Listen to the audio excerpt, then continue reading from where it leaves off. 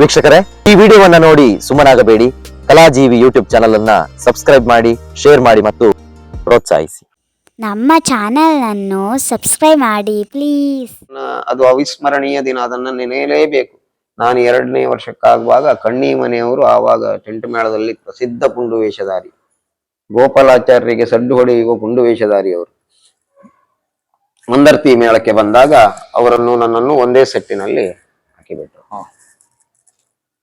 ಹಾಗಂತ ಕಣ್ಣಿ ಮನೆಯವರ ಬಗ್ಗೆ ನನಗೆ ಅಪಾರವಾದ ಗೌರವ ಇದೆ. ಯಾಕೆಂತ ನನಗಿಂತ ದೊಡ್ಡ ಕಲಾವಿದರು ಅವರು, ಯಾವ ಲೆಕ್ಕದಲ್ಲಿ ನೋಡಿದ್ರು ನನಗಿಂತ ಅವರು ಕಣ್ಣಿ ಮನೆಯವರು ದೊಡ್ಡ ಕಲಾವಿದರೆ.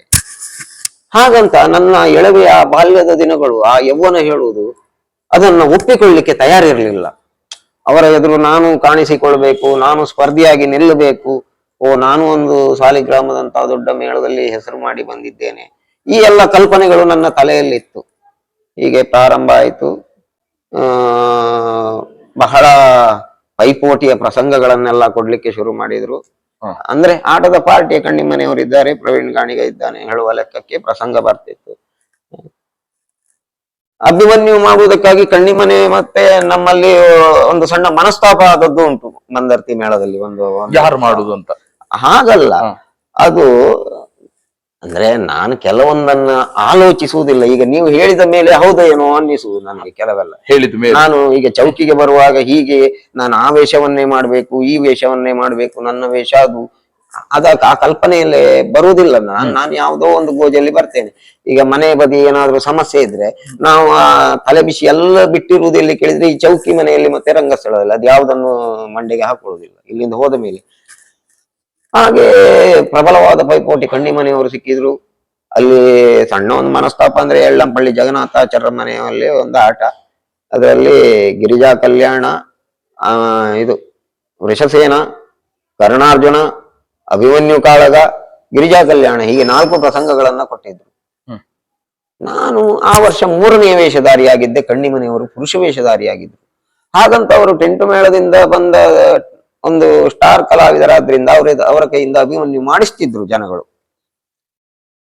ಹಾಗೆ ಮಂದರ್ತಿ ಮೇಳದಲ್ಲಿ ಒಂದು ದಿವಸ ಈ ಪ್ರಸಂಗ ಬಂದಾಗ ನನಗೆ ವೃಷಸೇನ ಹಾಕಿ ಕರ್ಣಾರ್ಜುನದ ಕೃಷ್ಣವನ್ನ ಮ್ಯಾನೇಜರ್ ಬರೆದಿಟ್ಟಿದ್ರು.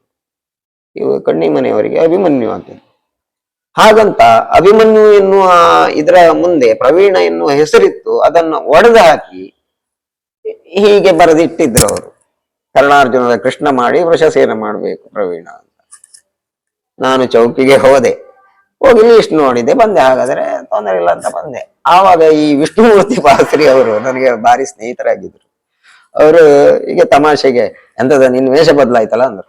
ಅಷ್ಟು ಹೇಳಿದ್ದೆ ತಡ, ನನ್ಗೆ ಎಂತ ಆಯ್ತೇನೋ ಸೀದಾ ಮ್ಯಾನೇಜರ್ ಹತ್ರ ಹೋದದ್ದು. ನಾನು ಅಭಿಮನ್ಯು ಬಿಟ್ಟು ಬೇರೆ ವೇಷ ಮಾಡುವುದಿಲ್ಲ ಅಂತ ಹೇಳಿದ್ದು, ಸೀದೆ ಎದ್ದಿಕೊಂಡು ಆ ದಿವಸದ ಕತೆ ಅದು.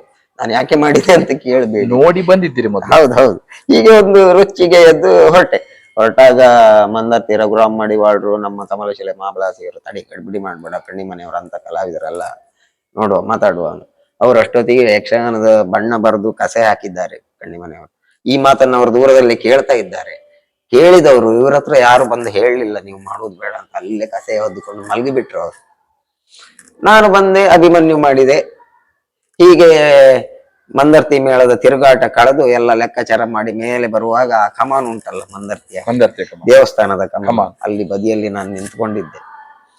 ನಿಂತ್ಕೊಂಡು ಅವರು ಮೇಲೆ ಬರುವುದನ್ನೇ ಕಾಯ್ತಾ ಇದ್ದೆ. ಕಣ್ಣಿ ಮನೆ ಗಣಪತಿ ಭಟ್ರು ಹೋಗಿ ಕಾಲು ಹಿಡಿದು ಹೇಳಿದೆ, ತಪ್ಪಾಯ್ತು ಗಣಪತಿ ಭಟ್ರೆ, ಆ ದಿವಸ ನನ್ನಿಂದ ಏನೋ ಒಂದು ತಪ್ಪು ಮಾಡಿಸಿತು, ನಾನು ಹಾಗೆ ಹೇಳಬಾರ್ದಿತ್ತು ಅಂತ ಹೇಳಿ. ಆವಾಗ ಅವರು ಬೆನ್ನು ತಟ್ಟಿ ಹೇಳಿದ್ರು, ಇಲ್ಲ ನೀನು ಮಾಡಿದ್ದು ಯಾವ ತಪ್ಪು ಇಲ್ಲ, ಕಲಾವಿದನಿಗೆ ಈ ರೊಚ್ಚು ಕೆಚ್ಚು ಬೇಕು, ಆದ್ರೆ ಮಾಡುವ ಕೇಳುವ ವಿಧಾನ ಸರಿ ಇರಬೇಕು ಅಂತ ತಿಳಿ ಹೇಳಿದ್ರು. ಅಂದ್ರೆ ಅದನ್ನ ಹೋಗಿ ನಾನು ಏಕಾಏಕಿ ಹಾಗೆ ಅದನ್ನ ಮ್ಯಾನೇಜರ್ ಹತ್ರವೋ ಅಥವಾ ಬಾಗರ ಹತ್ರವೋ ಹಿರಿಯ ಕಲಾವಿದ ಹತ್ರವೋ ಸಮಾಲೋಚನೆ ಮಾಡಿ ಹೀಗೆ ನನ್ಗೆ ಸಮಾಧಾನದಲ್ಲಿ ಸಮಾಪ್ತಿ ಮಾಡಬಹುದು ಆ ರೀತಿಯನ್ನು ಹೇಳಿಕೊಟ್ರು. ಆ ದಿವಸಗಳಿಂದ ನಾನು ಲೀಸ್ಟಿನ ಬಗ್ಗೆ ತಲೆ ಹಾಕುವುದನ್ನೇ ಬಿಟ್ಟೆ. ನನ್ಗೆ ಯಾವ ವೇಷ ಹಾಕಿದ್ರು ಮಾಡ್ಕೊಂಡು ಹೋಗುವುದನ್ನು ಕಲ್ತು ಬಿಟ್ಟೆ. ಮತ್ತೆ ನಾನು ಹಾಗೆ ಹಿರಿಯರಾದ ಕಣ್ಣಿ ಮನೆಯವರು ಸಿಕ್ಕಿದ್ರು. ಹಾಗೆ